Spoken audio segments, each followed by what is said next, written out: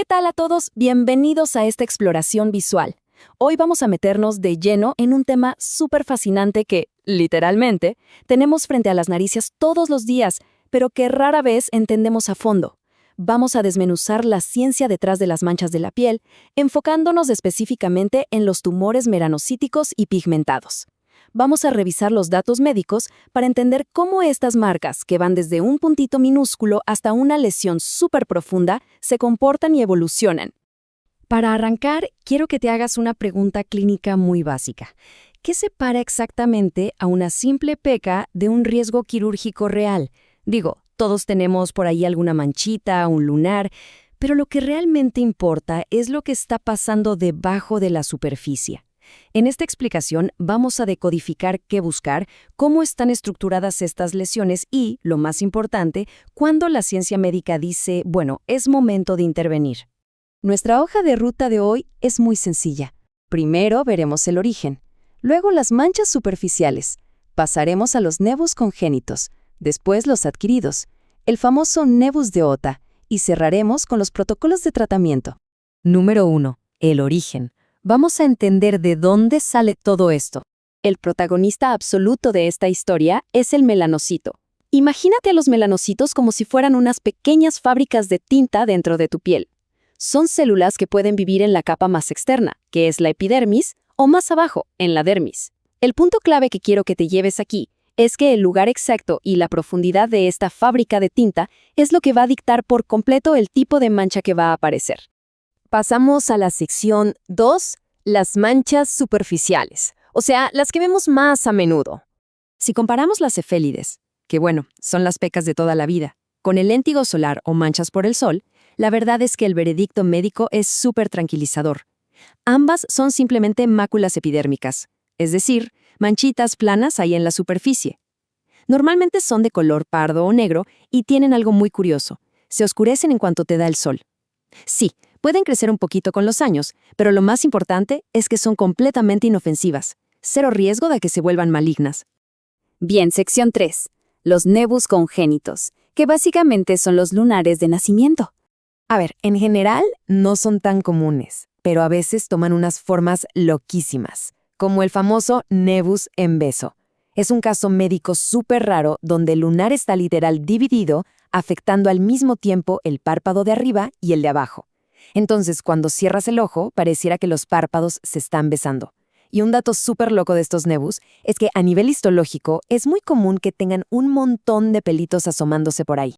Pero, dejando de lado lo visual, ojo aquí porque este es el dato clínico que realmente importa. El tamaño de estos lunares de nacimiento está directamente relacionado con su nivel de riesgo. Si hablamos de lesiones gigantes, la evidencia nos dice que hasta un 15% de los casos pueden transformarse en algo maligno. 15%. Por eso es que tener un monitoreo médico súper riguroso desde chiquitos no es solo una sugerencia, es absolutamente obligatorio. Sección 4. Nevus adquiridos. Vamos a ver cómo cambian los lunares comunes con el paso del tiempo. Fíjense en esta evolución porque es como si los lunares tuvieran su propio ciclo vital. En la juventud, lo típico es tener un nevus de unión. Luego, cuando llegas a la mediana edad, esa lesión cambia y se vuelve un nevus compuesto. Y ya en las personas mayores, lo que predomina es el nevus intradérmico. Suena muy técnico, ¿no? Pero ¿qué significa realmente todo esto? Vamos a ver cómo se conecta con la profundidad en la piel. Cuando ponemos la profundidad y el riesgo lado a lado, la cosa se pone súper interesante. En la juventud, con el nevus de unión, las células de pigmento están justo ahí en la rayita entre la epidermis superficial y la dermis profunda, y el riesgo de malignidad es bajísimo. A mediana edad, el nevus compuesto como que invade un poco más abajo hacia la dermis y suele verse un poco más levantadito en la piel, pero el riesgo sigue siendo bajo. Y aquí está la gran ironía médica. En los abuelitos, el nevus intradérmico, que es el lunar que más se ha hundido y está exclusivamente en la dermis, tiene cero riesgo de malignidad, totalmente nulo. Si nos acercamos un poco más a ese nevus intradérmico de la gente mayor, vemos que físicamente cambia un montón. Ya no son las típicas manchas oscuras, se vuelven lesiones papilomatosas que casi ni tienen color. Y clínicamente te encuentras con cosas increíbles, como vasitos sanguíneos súper dilatados. Y a veces, literalmente, pestañas saliendo directo de la lesión. Como las células ya están totalmente enterradas en la dermis, pierden ese color oscuro tradicional. Y eso nos lleva a la sección 5, el nevus de Ota, o melanosis oculodérmica, una de las lesiones más profundas de hoy.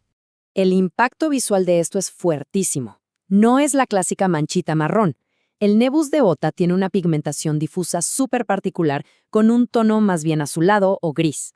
Y es una mancha que afecta profundamente los párpados, una buena parte de la cara y a veces hasta tiñe en la esclera, o sea, la parte blanca del ojo. Anatómicamente hablando, el nevus de Ota no sale porque sí en cualquier lado. Sigue una ruta biológica súper específica a lo largo del nervio trigémino en la cara. Y aunque normalmente crece con la persona y deja de crecer en la edad adulta, requiere una vigilancia médica muy estricta. ¿Por qué? Bueno, porque los melanocitos que están en ese tejido tan profundo tienen el riesgo latente de convertirse en un melanoma maligno. Y claro, eso cambia por completo el nivel de atención que se necesita. Finalmente, sección 6. Conociendo todos estos tipos de manchas, ¿qué hacen exactamente los doctores al respecto? A ver, el protocolo médico no es agarrar el bisturí a la primera provocación, es un proceso súper estructurado. Para las lesiones benignas, la primera defensa es simplemente observar. Se toman fotos periódicamente para ver cómo evoluciona. El segundo paso, que ya es la cirugía, se deja para cuando el tumor bloquea la vista o causa un problema estético o funcional muy grave.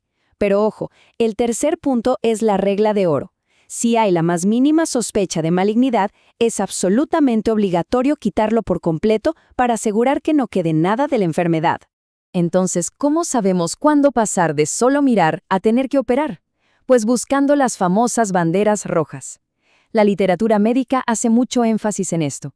Cualquier crecimiento acelerado, un cambio súper drástico en el color, o si de repente la lesión se vuelve más gruesa o se eleva demasiado, esas son señales claras de que hay que sacarlo quirúrgicamente y mandarlo a analizar de inmediato. Y esto nos deja con la duda más profunda de toda nuestra exploración. Si se hace una cirugía y no se logra quitar absolutamente todo, el tejido inevitablemente va a volver a crecer. El problema es que bajo el microscopio se vuelve casi imposible saber si ese nuevo crecimiento es solo la piel intentando sanar de forma benigna o si es un melanoma mortal que está regresando.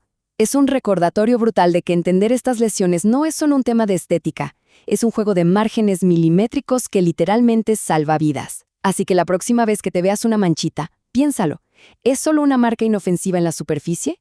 ¿O el primer indicio de una batalla celular escondida en lo más profundo de tu dermis?